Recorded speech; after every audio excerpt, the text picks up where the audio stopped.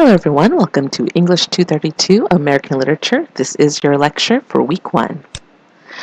So this lecture is going to be in 2 parts. I'm going to start with a quick introduction to myself and the course, and then there's going to be a little bit more in-depth a lecture about how to read for this class, including specifically thinking about this week's readings, which are a couple of stories by Edgar Allan Poe.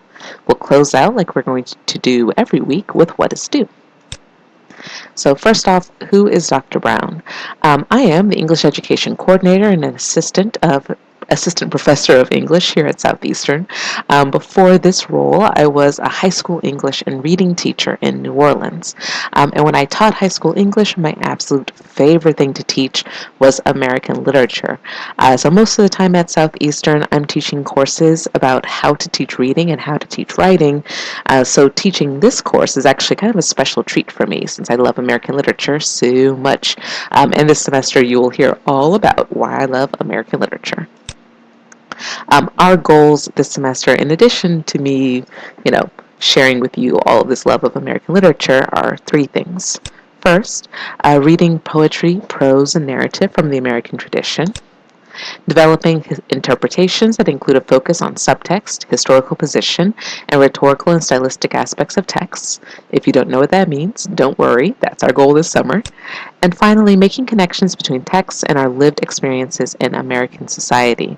So something that's really important when you look at these goals is that what I'm looking for here is for you, as an individual, to be able to make sense of these texts and to make your own interpretations. This is not a course where you are memorizing answers or memorizing how I think about these texts. It's really about me giving you the tools to read and think about these texts on your own.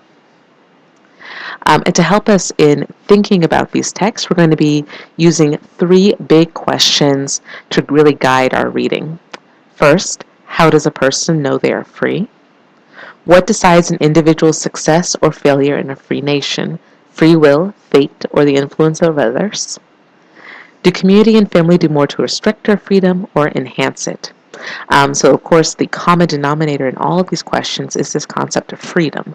When we talk about America, when we talk about the American dream, all of these things, there's this undercurrent, this idea of freedom.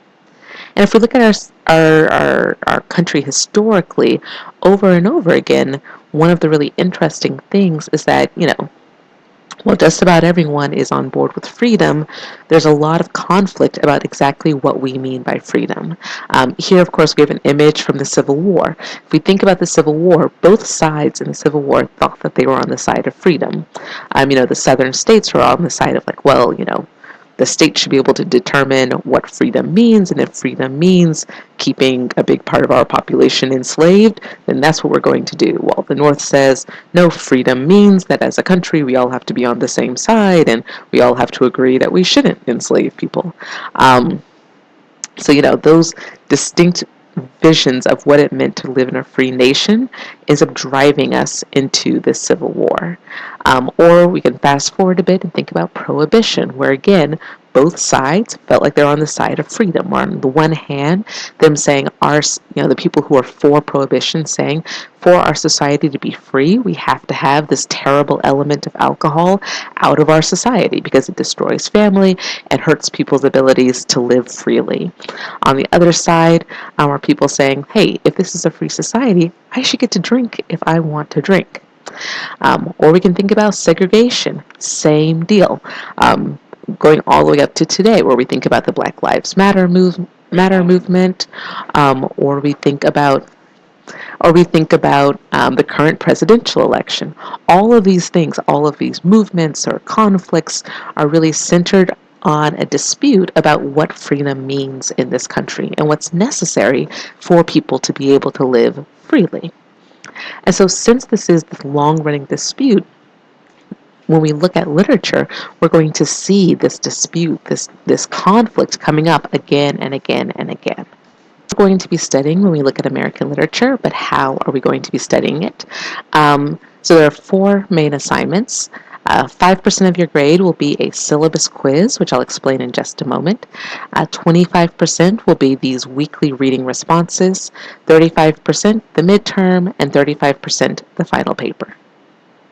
So the syllabus quiz is open book. Basically, that means that when you're taking the quiz, I urge you should definitely have your syllabus out, so you can be responding to the questions after you actually check for what the answer is on the syllabus.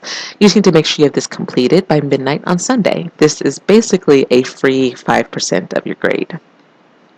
Then the weekly reading responses, these are worth 25%.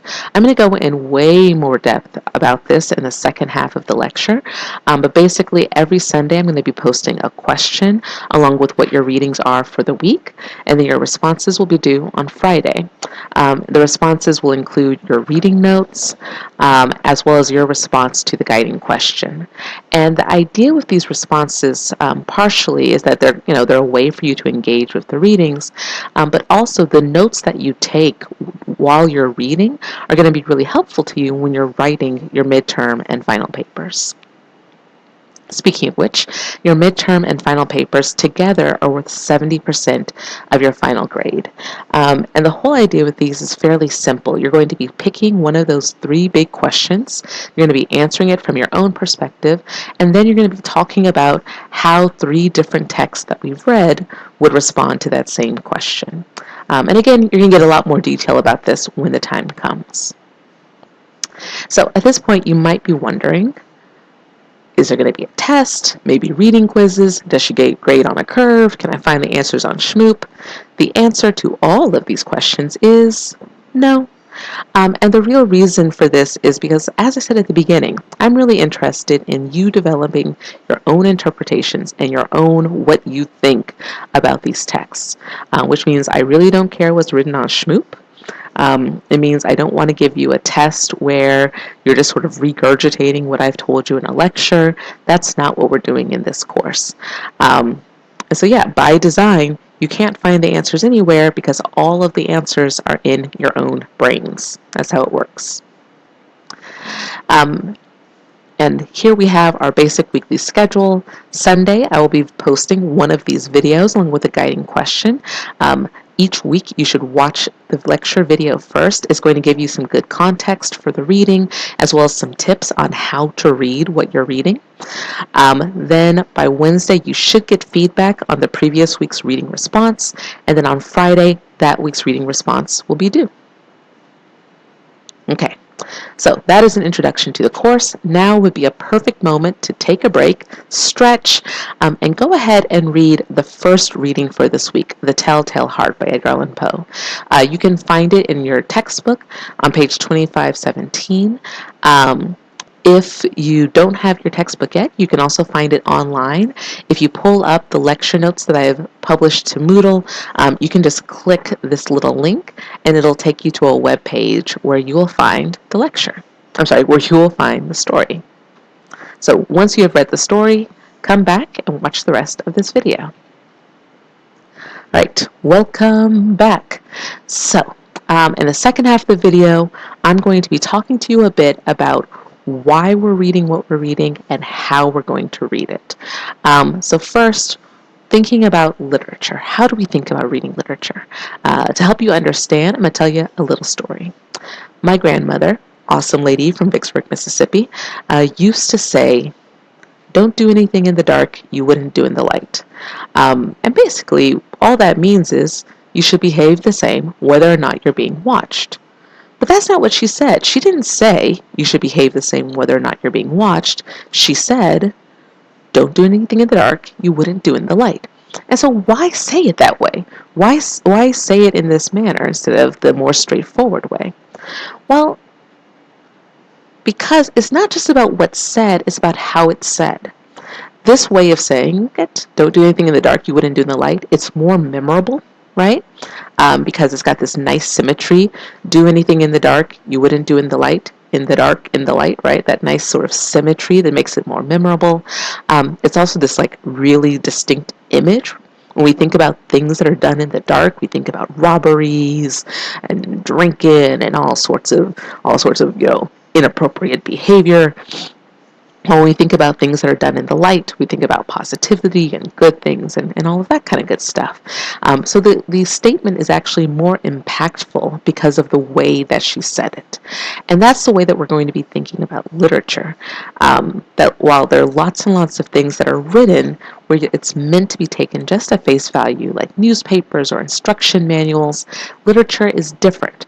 Literature can be informative, it can teach you something, but it can also provoke emotion, change your heart, create empathy. And the way that it does this is because of the way it's written. But the really cool thing is that literature is different, but not that different. Because truly, how things are written always matters, even when it's not literature.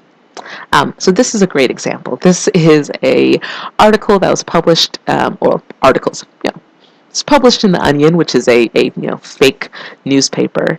And this is a great illustration of this idea that how things are written matters, right? Stone-hearted ice witch forgoes exclamation point.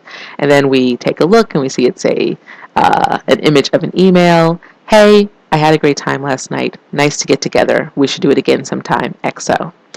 And you see there are no exclamation points here. And on the one hand, if you were to receive this email, you might be like, whoa, there aren't any exclamation points. What's going on? Is she being sarcastic? I don't know. I don't know what she means. And you've probably had this experience in your own life, right? Where you've received an email and the words say one thing, but the way it's written makes you kind of suspicious. Or maybe a text message where you're like, why did he write the text message that way? Is he mad at me? What's going on? Where you start to sort of read into it beyond what the words say. This is a perfect little example of how something is written really mattering as much or more than what the words say. But it goes further. There are more layers here, right? Let's take a look at this title. Stone-hearted ice witch forgoes exclamation point. So the joke here is that here's a person who just leaves out an exclamation point, and I, the reader, interpreting her as the stone-hearted ice witch. And imagine that instead the title had been this. Friend you went out with didn't use exclamation point. Maybe she doesn't like you that much. This is a very different title, but it's not as funny, right? The fact that this has this intense, crazy exaggeration is exactly what makes it funny. So the way, again, I'm going to say it over and over again, the way that something is written matters. And so the great thing is that when we take a literature course and we think about the way literature is written, that ability to read and interpret critically is something that then we can use in all sorts of places, even when we're not reading literature. When we're reading political speeches or advertising, we can kind of see through the way that they're trying to persuade us. Or when we look at news articles or TV shows, we can kind of see what's the underlying subtextual message that's going on there. Great example, we're in the middle of an election season. The next time you listen to a political speech, pay attention to how they refer to people. Do they talk about the American people? Or do they talk about folks in America? And think about, why would they say folks instead of people? What is it that they're trying to communicate about themselves, about the listener? It's very interesting stuff. So, what does this mean for reading for this class? One big thing is that we're going to be reading closely. And that means you're going to be taking notes as you read. You're going to be paying attention to what you're thinking and feeling as you're reading and taking notes on that. You can take notes either on paper or in the reading response form that I have available on Moodle. So if you go to Moodle, it'll look about like this right now. You'll find our syllabus. There's a model reading response you can take a look at, and also this reading response template that you should download. There's also a copy of these over on week 1, where you'll also find this week's lecture slides and the syllabus quiz. So for now, you should go ahead and download the reading response template. And when you open it up, it will look like this, only it'll be empty. And so you'll download the reading response template, and that's where you'll take your notes on the reading. As you're taking notes, you should have at least one note for every 2 pages of reading. If you don't have that many notes, you're not paying attention. Basically, as you're reading, you should be asking yourself, what's happening? How's the story being told? What's the story about? asking yourself those questions as you go along. What's it really about? And just paying attention. And as you ask those questions of yourself, when you answers float into your mind, you want to note them down on your note page. Okay, so now the reading response. The reading response has two parts. First are going to be the reading notes, and then the 1 to 2 paragraph response to the guiding question. So the notes will go up here in the table, and the response to the guiding question will go right down there. And again, you can do this on the computer, or if you want to, you can do it on paper, and then just take pictures of your notes, and you can upload those to Moodle. Just make sure if you do this, if you do end up taking these pictures, just make sure I can read them. So let's take a look at an example of how we take notes. So I already asked y'all to go ahead and read The Telltale Heart. You've probably even read it before way back in high school or middle school. Of course, you are very familiar with Edgar Allan Poe. This is I love Googling Edgar Allan Poe images on on Google. You will find all sorts of wacky things. I found this one just yesterday.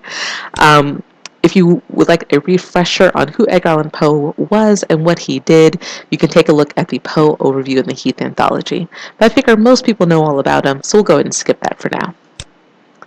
But you might be thinking, okay, this lady just spent who knows how long talking about freedom. What do Poe's creepy stories have to do with freedom? So one of the things I want y'all to be doing is when you're thinking about freedom, think about it beyond just political freedom or physical freedom. I want you to also be thinking about other sorts of freedom, so social freedom, mental freedom. And so we have this question. Is the narrator of The Telltale Heart acting freely? And how does that affect our perception of his guilt? And so that's going to be the question in the back of my mind as I am reading The Telltale Heart. And so at the top of my notes, I'll put down the question, I've got the date, I got my name, and then here in the table, I will start reading and I'll take my notes. Okay. True. Nervous. Very, very dreadfully nervous I had been and am. But why will you say that I am mad? The disease had sharpened my senses, not destroyed, not dulled them. So already this is interesting. The disease had sharpened my senses, not destroyed, not dulled them. So that's already a weird thing for the narrator to say.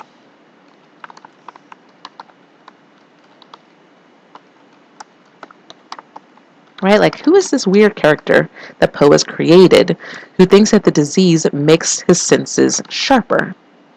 And so I don't have to take down the entire quote. I can just take down the beginning and use the ellipses there. And then over here, I'm putting down my thoughts. Disease that sharpens your senses. That doesn't make much sense. Okay.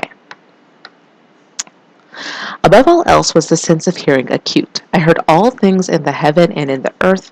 I heard many things in hell. How then am I mad? Okay. All right. I got some thoughts about this. So this guy is saying, let's see here. Yeah.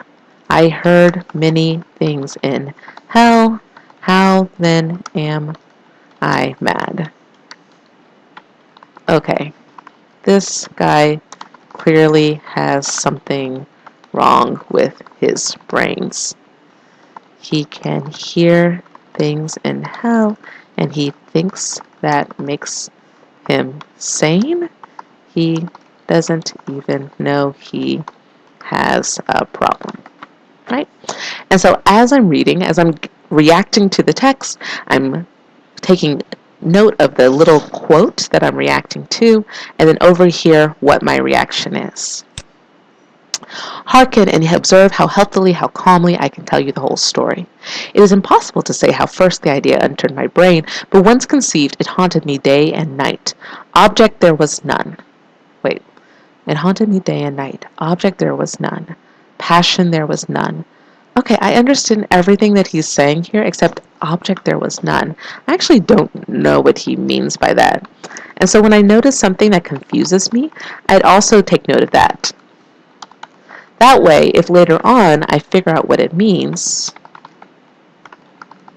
I'll remember that I was confused and I'll be able to go back and kind of fix my confusion. And so as I read, I'm just going to keep doing that. When I run into things that confuse me, that interest me, or if I suddenly understand something, I'll go to my little notes page and I'll take notes there. And then once I'm all done with the story, then down here I'm going to respond to the guiding question. Okay? So let's take a look at how I respond to the question. So if we take a look at the reading response model, you'll actually see a full set of notes along with the response to the question. So we've got my notes for the whole story and then my response. And this is a really nice example of what a good response might look like. Although there are actually some mistakes in here, which I'll point out. I don't think the narrator is really acting freely. His mind isn't in a state where he's making rational decisions. Instead, he's being pushed into these actions by whatever his disease is. He doesn't even seem to think he's totally free. The way he talks about the eye makes me think that the narrator is so frightened of it that he doesn't think he has a choice. Although even that's unclear. He says, "I think it was the eye," when he's explaining that he wasn't doing it for the old man's money, which makes me think that maybe he doesn't even know the real reason he did it. So I should have included a page number there. That was my mistake. Or the ending, when he can't help himself from confessing to the crime, is another place where he doesn't seem like he's making his own decisions. When I see him that way, I don't know how to think about his guilt. On the one hand, he clearly killed an innocent old man, which is terrible, but I'm not sure he could have stopped himself if he wanted to. If he didn't really have free will, then how could he be guilty of what he'd done? Right? So I've answered this question, both parts. Is he acting freely? First, I don't think he's really acting freely. And then, how does that affect our perception of his guilt? And I'm saying, like, on the one hand, like, I know he did it, but I'm not really sure if I can hold him guilty. So it's okay that I don't have a definite, hard and fast response, like, he's definitely guilty, he's definitely not. The important thing is that I have sort of thought about both parts of the question, and I've included some concrete evidence, in this case a quote, and some specific examples that back up my thinking. And so this is what you're going to be doing with the black cat. Again, thinking about whether the narrator is acting freely and how that affects our perception of his guilt. So this week, by midnight, you need to do the syllabus quiz, which I showed you where that was. I need to be responding to the reading response for the black cat. Take notes on the black cat, just like I showed you with the telltale heart, and then respond to the guiding question. And also, if you would respond to the discussion board post, where you're going to be introducing yourself and answering one of these big questions, just so we can get to know each other. And that is all for this week. Best wishes.